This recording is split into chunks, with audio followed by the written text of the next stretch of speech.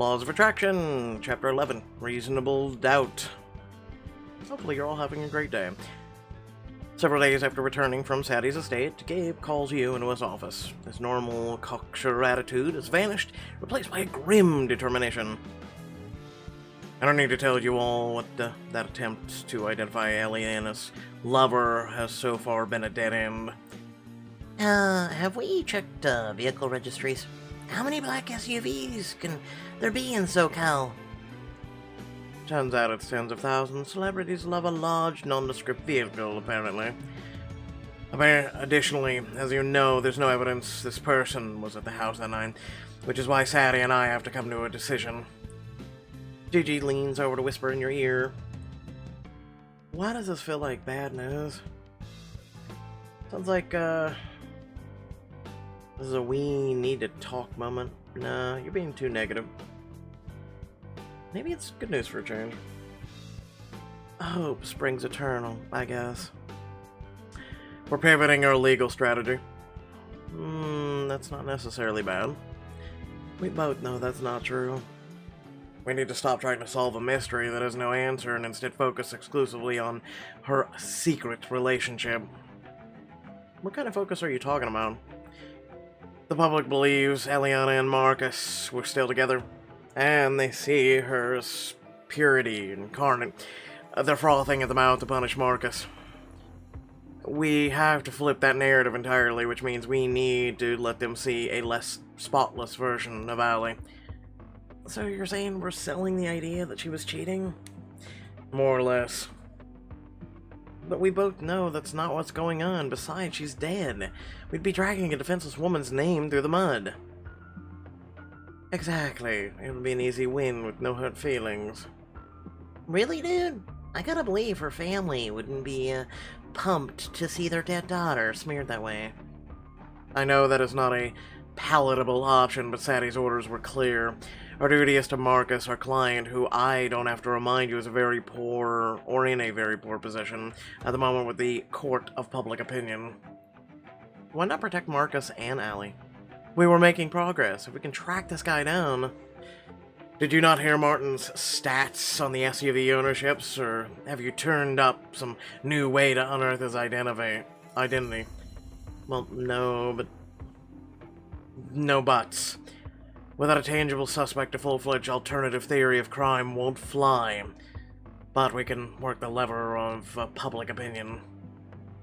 If the public knows Allie to be somewhat reckless, willing to bring another man into her fiancé's home right under his nose, they might reach the conclusion themselves that an unsavory acquaintance or a bad decision is what led to her death.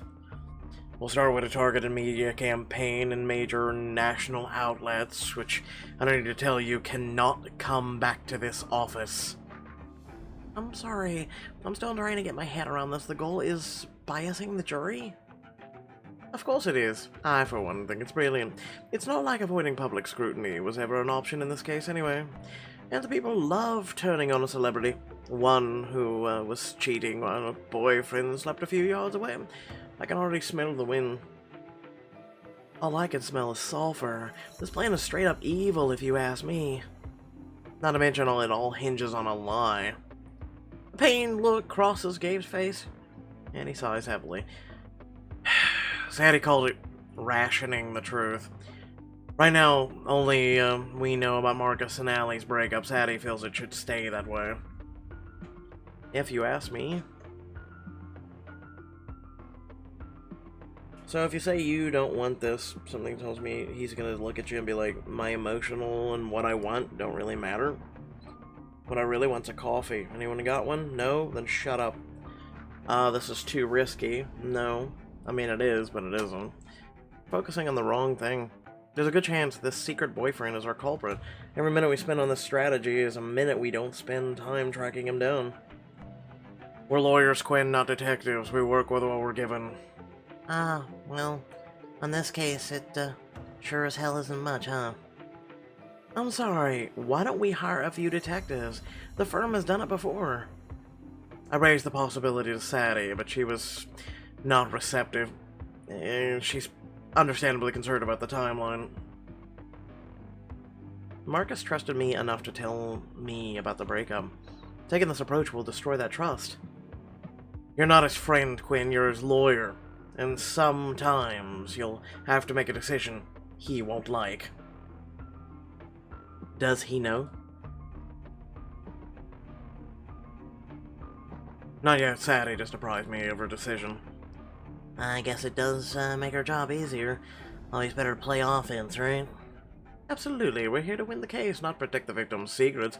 Allie had a boyfriend besides Marcus. That's just a fact. That sounds dangerously close to slut-shaming. I'm not shaming anyone. I'm acknowledging reality, that what I think about Allie's relationship is irrelevant. It's what a jury thinks that counts. That feels like a pretty fine distinction. Can't we... You're startled, and Gabe slams his hands down on the desk hard. Enough of our feelings. This is strategy. Either get on board or get out of this room. A stunned silence falls over the associates. Gabe sighs, pinching the bridge of his nose in obvious frustration. For the record, this isn't what I'd choose for us. But Martin's right, our focus here has to be on defending Marcus. If we can't present a plausible alternative theory of crime, we have to work on to at least sow doubt with the jurors. Don't you think that's a little cynical? I think the court of public opinion is a solid approximation for a jury's first instinct. That's why we need to be absolutely certain it's on Marcus' side before the trial begins. I think we can win this case ethically. Just let us dig into the eye a little more. Maybe we can... I'm gonna stop you right there. Yes, we can waste our client's time, money, and while we flail around looking for another strategy. Not to mention hoping we don't get a trial date we don't like. But right now, all we have is Marcus's word that this man exists. There's no record of him visiting, no way to find a name. Not to mention no fingerprints anyone could trace. Exactly. Functionally, we can't prove this man even exists. Trying to hang the crime on him in court won't work. Our best hope is ensuring every person in the courtroom has already imagined their own narrative, and that doesn't involve our Marcus. There has to be another way, Gabe. He grimaces, even more pronounced in the now. Just get it done. Dismissed. This is gonna be cake. I found a string of X's in my background search. Did you know Allie was with the Jackson Blackstone? The guy who only writes songs about his breakups? He kinda gets personal. Like, I don't think I've ever, or even tell my bros some of his things he puts in his lyrics. He's worse than that. Let's come back leaked nude photos of Allie to the gossip sites before they even officially ended things. Wait. There are nude photos of her in the public record? This will be even easier than I thought. Come on, man. Don't cut your pearls, Bow. You know you agree. If you spend less time looking for the easy way out, you might have a chance against Quinn in the partnership competition. I'm a lawyer, Aislinn. I take whatever way out is presented. I suggest you start learning to do the same. Aislinn scoffs, and Gigi follows her out of the room. Bow and Martin follow out as well, still talking strategy, but you stop at the door staring at Gabe, until, with a sigh, he looks up. Say what you're gonna say, Quinn. Fine. In this case, I'll say...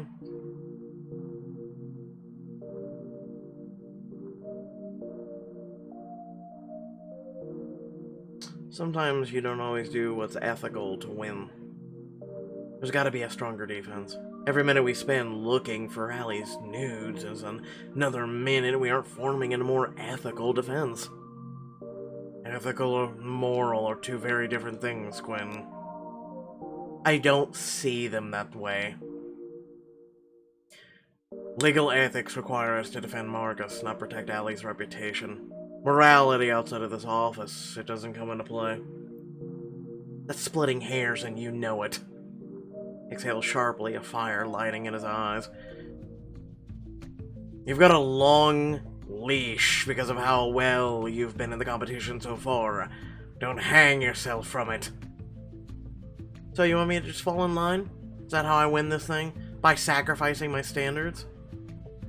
This is law, our job, our moral code.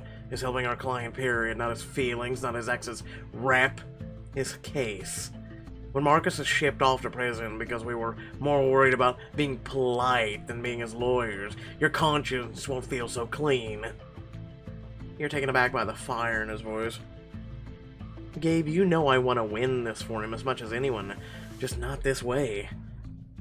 You meet your gaze, and for the first time that morning, the hardness he's been holding on so desperately seems to fall away. I hear you, and I'm sorry. I know I got a bit heated just now. I can see you're frustrated. I am too. You know, I admire your passion, Quinn. But there are times when it's important to be practical, than passionate. So, practically speaking, you're saying we should play dirty. Believe me, I wish I weren't. So, if we're both against the strategy, why are we still doing it? Because Sadie doesn't see any other winnable path, and so far, I've never seen her instincts be wrong. The truth is, I don't have the best track record when it comes to decisions like this. Decisions like this? You've been in a similar position before? Astute as always, and to answer your question, yes, more than once, actually. Do you want to tell me about it? He exhales sharply, shaking his head once. When he meets your eyes again, you can see he's forcing himself to control some deeper emotion. It wouldn't serve any purpose if I said to say I have good reason to say I can't. You can't. Let emotions get in the way on a case like this. It sounds to me like your divorce, your emotion from the job stance, is a pretty specific origin story, Gabe. You're not wrong, but it's not relevant. Maybe not to you, but if I could understand why you're pushing for this, it might be easier for me to get behind the strategy. He leans forward and rubs his eyes tiredly. You can see the weight of this case, the countless cases from the past, pressing on his shoulders. I want to help you understand, but it's complicated. And honestly, it doesn't put me in the best light. If I told you how I'm so sure of this, you would see me differently. And I wouldn't blame you. Can we just stop beating around the bush and get to the diamond choice? Gabe straightens his back, and you can see him putting the armor back in place. He smooths a rumpled lapel and grabs his briefcase. Besides, there's no more time to discuss this. I have to get to the court before the judge finds me in contempt. Gabe, help me understand this. Then if it's so important to you, I can explain better on the way to court. If you decide to tag along, I promise I'll answer your questions. Even if it does make you see me differently. Go with Gabe for a diamond choice. I'm coming with you. In that case, we should probably get going. You follow Gabe out of his office to the elevators. Boom! Listen, we're just staring at an elevator screen until the text bubble pops up. Let's be real right now. So help me understand why I should go along with the make ALE look like a cheater strat. Let's not pretend you were ever going to go along with anything. I'm always going to do my job. It's just... No, don't apologize. Honestly, it's one of the things I like about you. I've always considered obstinance one of my many endearing features. In a town car, waiting outside, you slide in after Gabe. He turns to look out the window as New York streets whip past you. So, clearly there's a story behind your insistence on keeping emotions out of the office. You could say that. I'm sure I'm not the only one who only ever learns his lessons through hard-won personal experience. Looks like it's gonna be, to take a little more digging to get him to open up about this. Was it a case? No, really. Got it in one. But you've worked countless cases over your career. True, but none of the ones before this affected me the same way. Afterwards, I made sure not to let myself be affected that way. He sighs, staring at his hands folded in his lap, voice getting a bit husky as he continues. It was the last case on a public defender. I was defending this kid, just 19, who had been implicated in a hit and run. Even though he was several blocks away, it was a slam dunk, open and shut case. At least I thought it was. What happened? Someone threw out his name during the investigation, probably saved their own skin. And from then on, the cops were relentless. He lived in a rough part of town, was the first kid from his neighborhood to get railroaded. But you knew he had nothing to do with it. There wasn't a doubt in my mind. Not just because he was a good kid, which he was, but he snagged an academic scholarship to the University of New York City. He would never have done something or anything to screw that up. And when he told me he wasn't connected in any way, I let my belief in him overtake my duty as a lawyer. I didn't even bother to double check. Wait, are you saying he actually committed the crime? God, no. He wasn't involved in the hit and run in any way, but the victim had been in several of his classes. The prosecutors managed to twist that around until it sounded like some dark secret. They'd had some fight in class about a chemistry experiment. The prosecutor turned it into a blood feud, and the poor kid was so blindsided he played right into the prosecutor's plan. It came off seeming like he tried to hide some deep resentment, and he'd just forgotten about it. Oh, God. How did you fix it? How do you know? I did fix it, Quinn. Easy, you're the best lawyer I've ever met. Swallow's heart, clearly touched by the simple honesty of your statement. To answer your initial question by the skin of my damn teeth, I'll never forget him getting off the stand, sitting beside me and asking, "Mr. Ritchie, am I going to jail?" And not knowing for certain the answer was no. But he didn't go to jail, did he? In the end, it all worked out okay. But it might not have. And all because I made the most absolutely foolish assumption that everyone in the room would see the same hard-working, decent kid that I did. I let caring about him blind me of the job I needed to do. You can't beat yourself up for the caring about your client's future. I can. When it might have been the very thing that stripped the future away from him. I cared about him so much that I wanted to shield him from the ugly side of the legal process. I didn't press him when I should have. I put his comfort over making absolute certain we won the case. I respected his wishes, not his real needs. I won't do that again to Marcus. Is that uncomfortable? Yes. For him. For us, frankly. But that's not what's important. Gabe, there's a middle ground here, I know it. He pinches his eyes closed, shaking his head. When I tell you this new strategy is worth whatever unsavory feelings it may cause, I mean it. This isn't just academic, Quinn. We both know Marcus had nothing to do with Allie's death. And if I have to choose between a dead woman's reputation and a living man's freedom, it's an easy choice every single time. Gabe, I get it. The important thing is defending our client, even if that does mean abandoning our principles.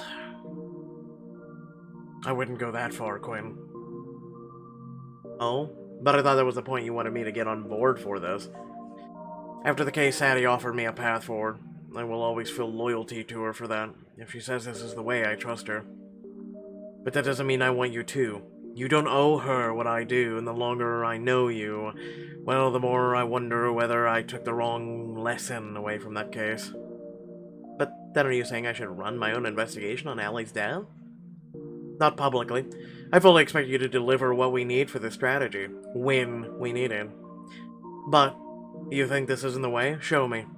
Because the second I can bring something tangible to Sadie proving this isn't the right strategy, I will.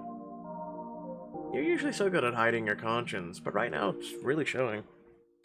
You may be the only associate who's ever accused me of having one of those. And that idealism is what makes you special, Gwen. Please don't lose that. Almost unconsciously, Gabe's hand reaches out to yours. His fingertips slightly graze your knuckles. I don't know why, but when I'm with you, it feels like something sparks inside me that I've thought I'd long gone for a long time ago. Oh? What kind of spark are you talking about? His eyes fall to your mouth, and suddenly the quiet inside the car feels pregnant with unsaid words. Never used pregnant in a way like that, but okay. It's a passion for the job, to be sure, the sense of conviction that you're making the world better, not just winning cases. His eyes go dark with desire as his gaze trails over your body. You can feel the air changing, your blood heating. But sometimes right now, for example, it's more than that. Thank him for being open. The town car comes to a halt outside the courthouse. I know this wasn't easy for you to talk about, so thank you for trusting me with it. As much as I should have learned this lesson a long time ago, I do trust you, Quinn. You're the kind of attorney I want by my side. Climbs out of the car and straightens his tie. Prove Sadie and me wrong. Michaels. I promise you, there's nothing I'd like more. I will. About everything. He flashes a private smile and then closes the door and passes the top of the town car, sending it back to the office.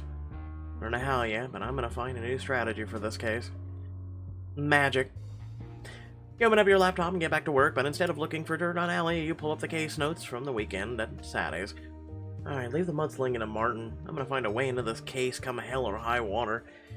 Alright, so we've dismissed Bella Pratchett on the alibi witness because she's known as a sex symbol, but if she and Marcus are good friends, as she said, she might know something important. You dial Bella's number and tap your foot impatiently as the phone rings. Hello. Hi, Miss Pratchett. I'm Quinn Michaels, one of the lawyers representing Marcus Sharp. Could I ask you a few questions? I'm not sure I should be talking to you. Maybe I should get a lawyer first and then call back? Bella. We both know. He didn't do this. Still, that only matters if we can prove it. The cops and the prosecutors are coming at him hard. Anything you know could be crucial. I didn't realize it was that bad. Marcus didn't let on. I'm sure that's true, but I assure you this case is very serious. Anything you know could help. The night of the murder, you were there. Can you give me a rundown of the events of that night from your perspective? Sure. I don't know how much I can help, though. I was dozing on and off all night. Out cold before midnight. Were you and Marcus both asleep? After we ate, I definitely was. I'm guessing he was too. We were both exhausted. I came over for our weekly nerd fast. We play video games, binge on foods, and our trainers would hate and just relax. When the delivery finally got there, Marcus actually buzzed them through. That's how worn out we were. Uh-oh. That brings up a question.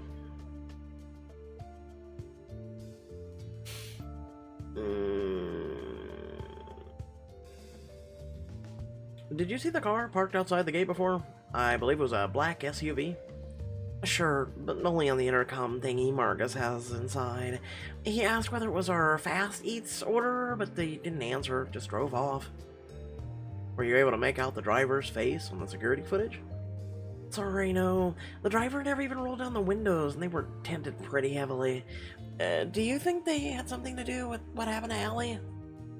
No, but tinted windows will help, limit the amount of SUVs we're having to search through. I think there's a possibility that... Bella, baby, all you do is chat, chat, chat. You should be in the water getting nearly devoured by that shark.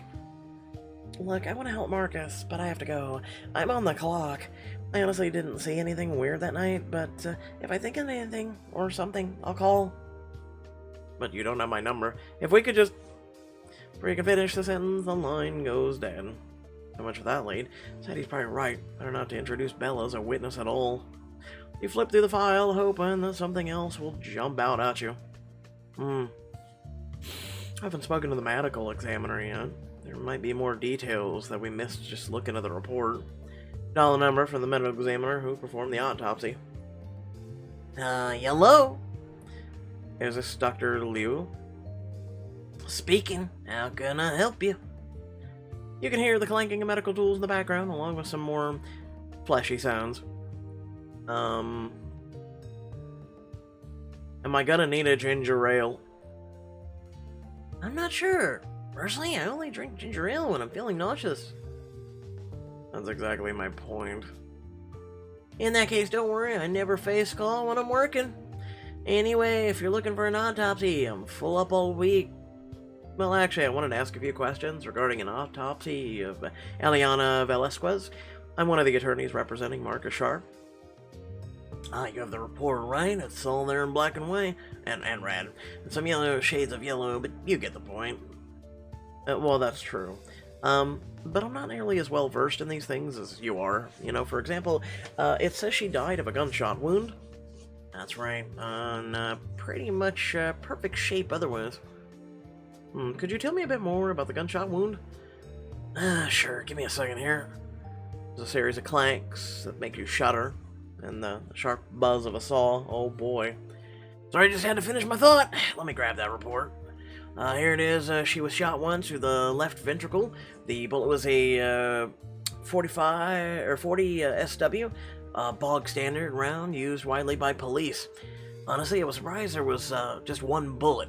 That kind of accuracy is pretty rare in a domestic situation. Anything else you can tell me about the wound? Just that it would have been nearly fatal, almost instantly. Shot like that, straight to the heart, game over.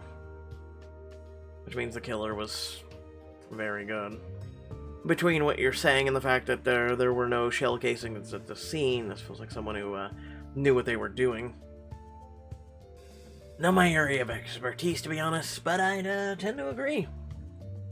I mean, I barely think to wash my hands after an exam. Cleaning up a whole crime scene methodically must take some nerve. That's a lot of information to process. Exactly, that's why I always forget. Was there anything else I could answer for you, or... No. I think that's it. Alright, great. Liver's starting to get warm, if you know what I mean. I do now. You hear the revving of some sort of machinery, and quickly in the call. Grossness aside, I feel like I'm on the right track. Marcus doesn't even own a gun. Hard to imagine him acting so professionally. Plus, Gabe mentioned he's very vocal about gun control issues. I wonder if I could find a clip of him that would get a message across quickly, easily to the public or jury. You quickly pull up a recent interview on a major national program. As you watch it, your face falls. And I understand you went through intensive training to play the role of sergeant, both physically and technical. I'm guessing you're referring to my sharpshooting practice. I'm sure I'm not the only viewer who was impressed by your marksmanship in that single take shot in the field. It took a lot of training to get it right, honestly. I put in a few dozen hours at the range with a whole mess of different handguns to make sure I was comfortable with them, that I'd hold them naturally. All that stuff makes it look real. So, did you find a new favorite hobby? Definitely not. Passing better gun control laws is a passion of mine, but at least I know what I'm asking people to give up now. You lean back and rub the bridge of your nose. Oof. Professionally trained with weapons like that. The one that killed Allie. Introducing this could make things only worse for us. Just one more lead left. Hopefully she knows something. You make one final call to the head of Allie's house staff. Sabian speaking. Hi, this is Quinn Michaels with McGrawburn. I'm calling about... You're interrupted by high-pitched, incessant yapping. Sabian yelps. Oh, creme brulee, I said no. Apologies. That's the firm Marcus hired. Yes, how can I help? The yapping transitions into deep guttural growls before there's a prolonged ripping sound. Should I call back another time? No, it won't make a difference. Since their mama passed, those dogs are always worked up.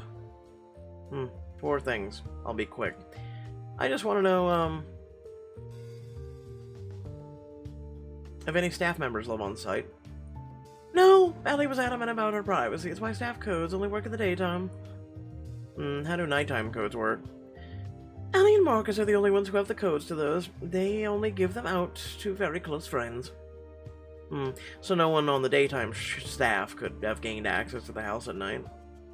Doorbell rings in the background, and the catacomb of chorus of barks makes you pull your phone away from your ear.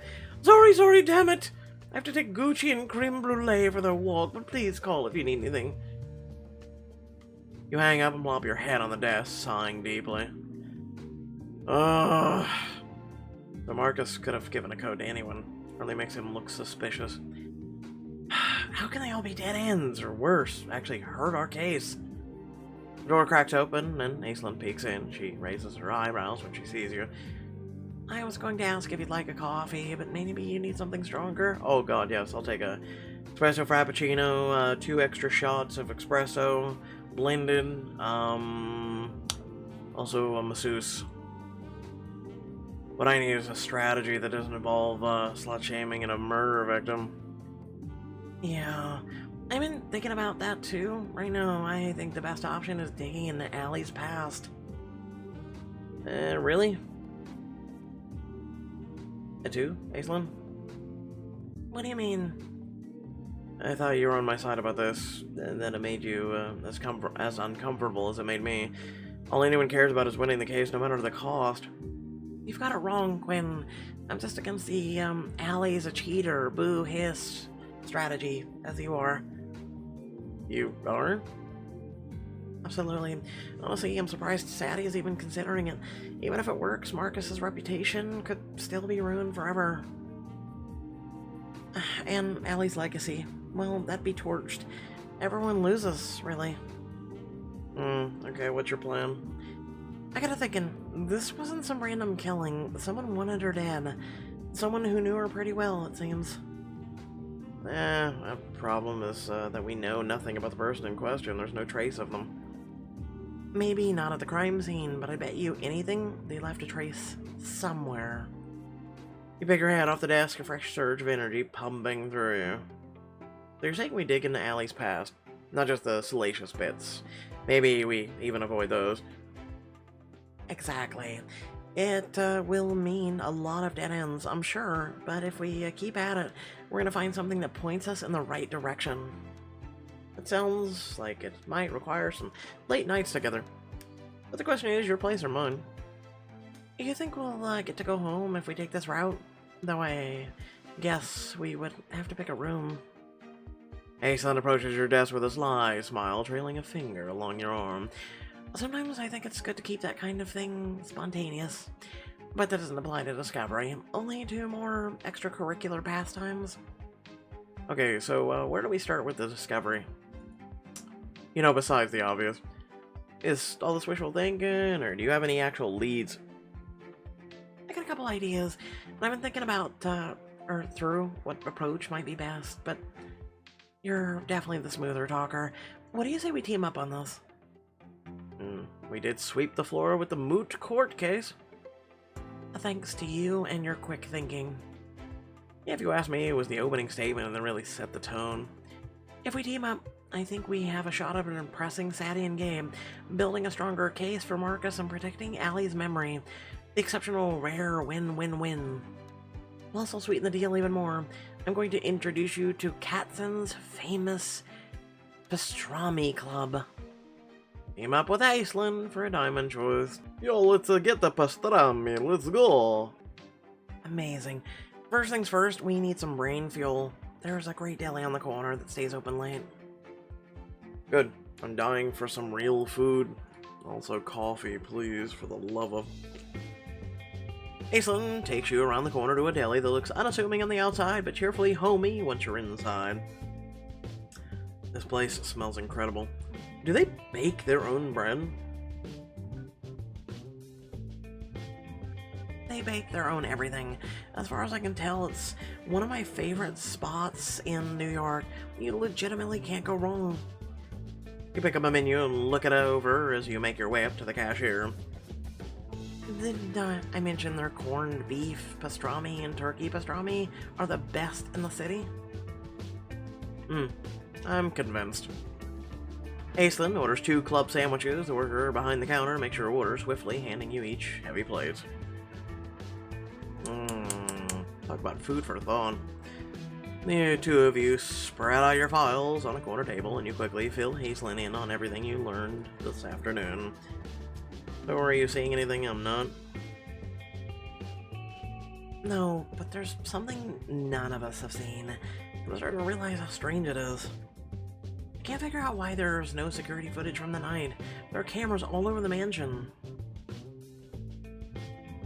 They must have not caught anything interesting. Otherwise the guards might have, or wouldn't have, wiped the footage. That was procedure, right? Yeah, but those cameras were very high-end, and we know Marcus wasn't even in the house. Someone must have come by at some point, which makes me wonder, could this been an inside job? You think a staff member was the killer? No, but one of them might have been convinced to look the other way, and maybe wipe the footage. Wouldn't be hard if they really wipe the footage every morning, and they just have to miss anything out of the ordinary. That makes me wonder, why did Allie have night guards if it's not like she couldn't afford them? The housekeeper mentioned her privacy, but there was no real difference in the morning guard sees footage anyway. I think we have our first solid question. We got an answer from... not Marcus, because he's not involved with that. PA, no, security company. Great idea. So far we've only read the police reports, but maybe there's something the police didn't think to ask. We dialed the number of the security company, and after a series of transfers and holds, finally managed to speak to a technician who installed and maintained the system. Mr. Sharp said you might be calling. What can I help you with? We were wondering about the condition of the security system. Do you know if there were any problems with it leading up to the murder? We check our systems several times a year. I can assure you the system was operating flawlessly. Besides, Miss Velasquez had pretty specific installations instructions. She was what we called a diamond client. Diamond like wealthy? Diamond like expect to spend more on this one. What sorts of installation instructions are we talking about? We fixed cams on every entrance, motion detectors on all doors and windows. If one goes off, and no one inside responds to an alert within 5 minutes, we send the police.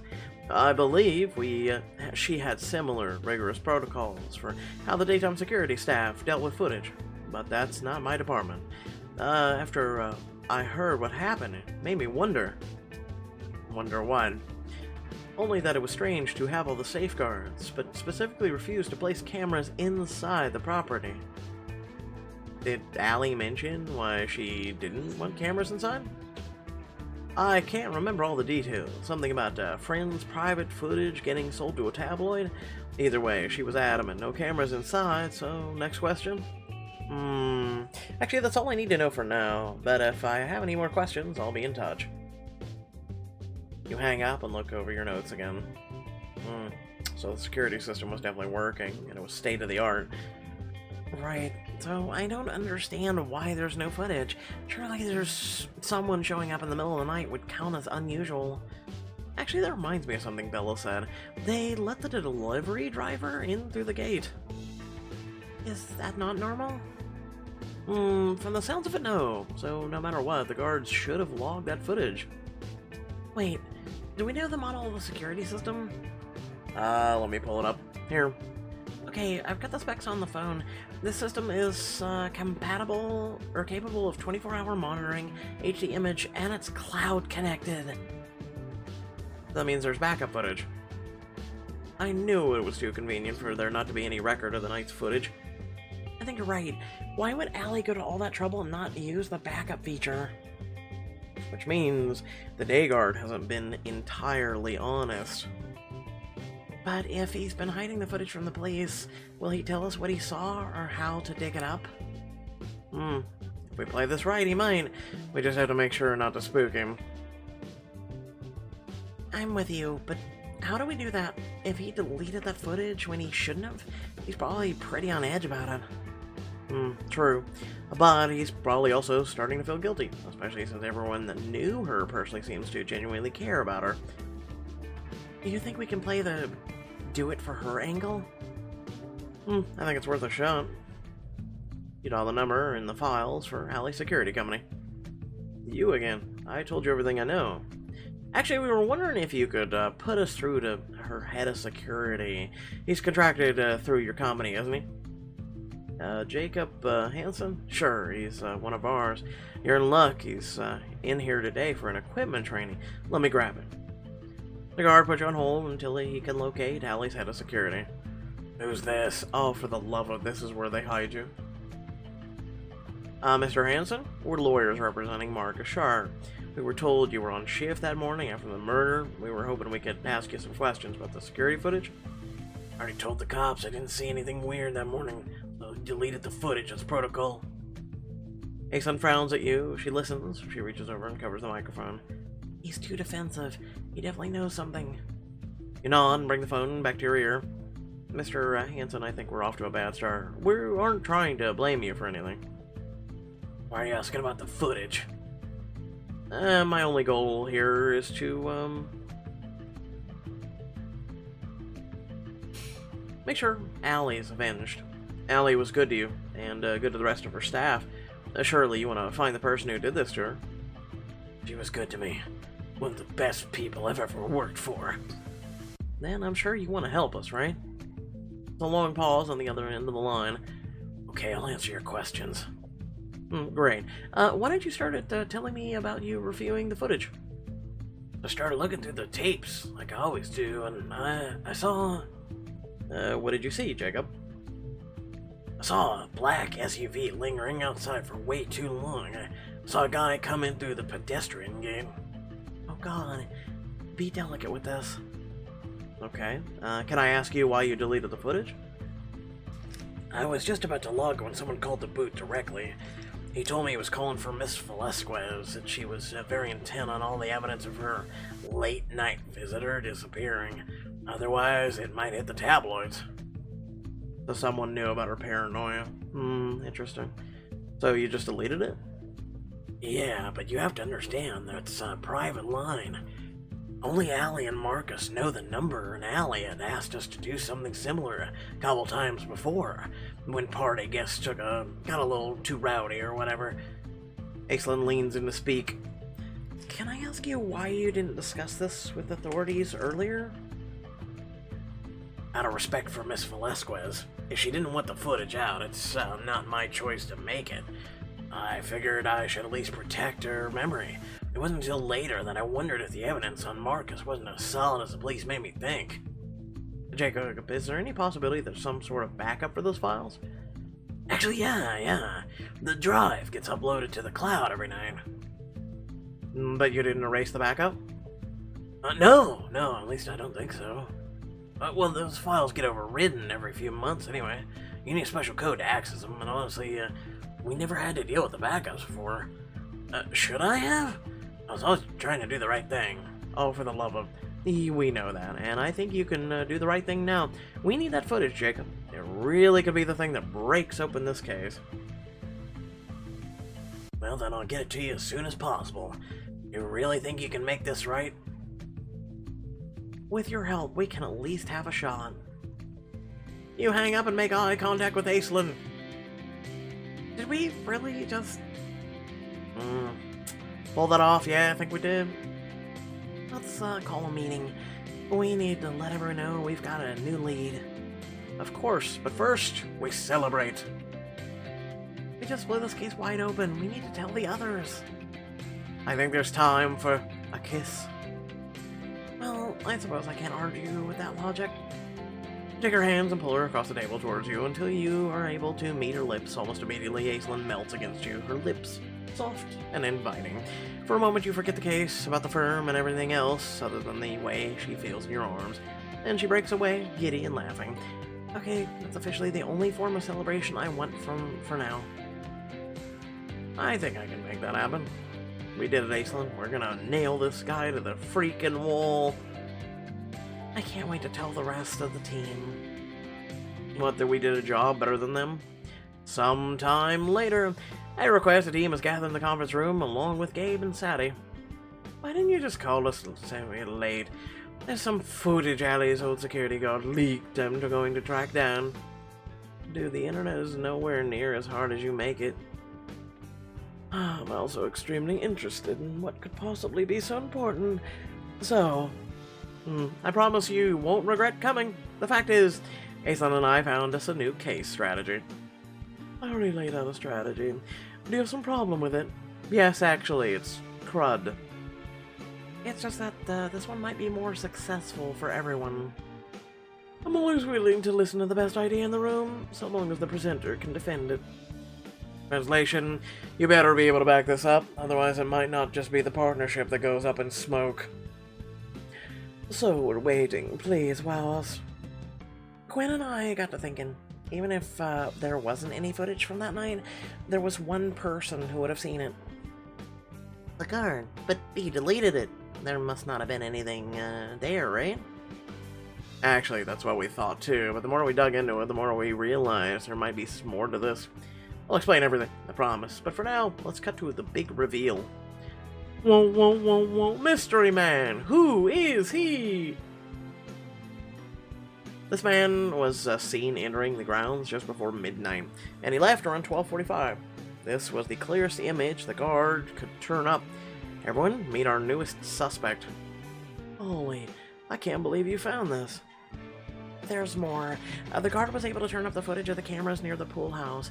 The image isn't very clear, but you can see Marcus through the windows, and no one enters or exits until after 10:45. I'd admit, even I'm impressed. Whoa, whoa, whoa, whoa, whoa. Looks like we still have 3 things to get. I must say, this is a very pleasant surprise. I can tell you now I wasn't thrilled with our previous strategy, but this has legs. Gabe catches your eye, and you can see the pride in his face as he mouths the words, I knew you could do it. I'm more than happy to say we'll be changing our strategy effective immediately. This proves Allie was seeing someone else. Our focus is now exclusively on uncovering his identity. Really? Absolutely. I think we can assume whoever this man is, he's the person who killed Ali Velasquez. You found evidence that will change the whole case. Or, of course, the case. But can you track down the mystery man, or will he slip through your fingers again? Keep playing to find out. Without further ado, thank you all for watching. Please remember to like, share, and subscribe. Head down the description below. Links to social media, Discord, and feeling to support me and my content. Without further ado... hopefully you're all having a good day. Hopefully this episode was entertaining. And if so, you know what to do. It's right there on the screen. It's simply free buttons. Now, if you want to do something that's not so free, that would be supporting the channel. There's links down below. There's also the join feature. And it's a great way of just supporting not just me and my family, keeping the lights on and whatnot, but also doing things for this community. Like, enabling more content to be brought and whatnot. Speaking of new content, New World. I'm sure you've heard of it. If you haven't, you should go over to my Twitch channel right now. I streamed like 6+ hours of it last night until the servers literally went down. I have to say, it's one of the most fantastic games that I have played in the last year, and it's something that really kept me hooked. So feel free to check that out. I'll be streaming more of it tonight. But without further ado, thank you all for watching, and I'll catch you all next time. Peace out.